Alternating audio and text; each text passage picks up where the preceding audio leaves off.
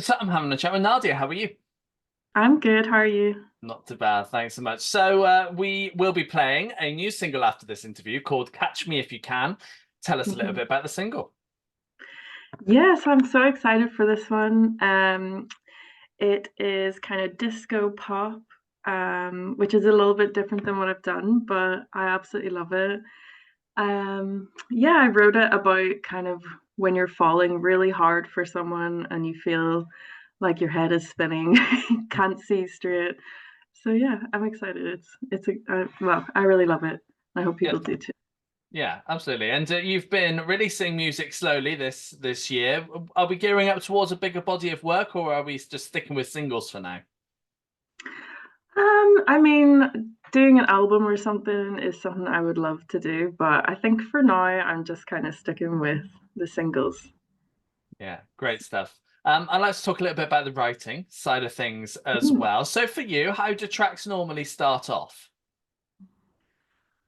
Oh, it really does depend on the song. Some of them, the music comes first, and then I write the lyrics over that, or it's the other way around. I kind of come up with maybe a chorus or something, and then the music works around it. But um, yeah, it really is completely different for each one. Um, yeah, I mean. I get a lot of it's kind of weird, but I get a lot of inspiration like at nighttime. Especially I have heard singers talk about this, but I get a lot of like um inspiration for lyrics like just as I'm about to fall asleep, and then I have to wake myself up and write it down. Like I get ideas for songs. I don't know what that is.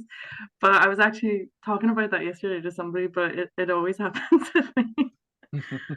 Yeah. Yeah, So it's always different though, yeah, you good. know. And how easy do you find it to create the lyrics for the music that you create?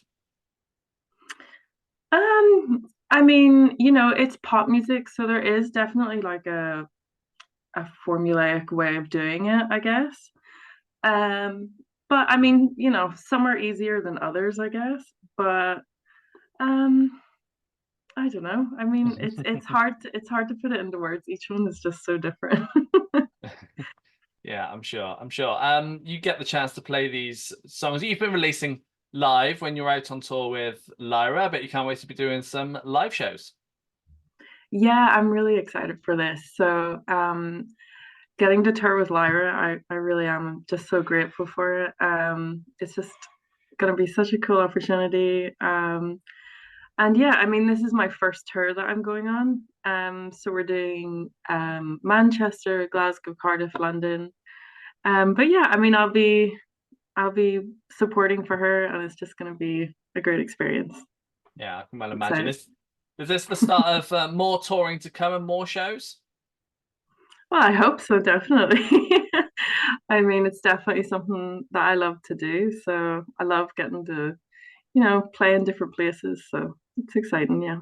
Yeah, and what about festivals? It's coming quite close to the summer, which is festival season. Are you hoping to be doing some Mhm. festivals this summer? Yeah, I mean, I don't have any solid plans right now, but definitely I would love to. I mean, festival season is so much fun. So yeah, it would be great to do something, yeah. Yeah, I'm sure. And as you're relatively new to the music world, I'd like to find out what made you do this in the first place. I mean, I grew up around music. It's definitely in my blood. Mhm. My mom and dad were singers. My dad was a musician. So yeah, I definitely grew up around it. I've always been writing and singing, and whenever I was a kid, I did musical theater and like all of that. So it's just something I've always done. Um, but yeah, and then I loved soul music growing up. That's what I kind of started in.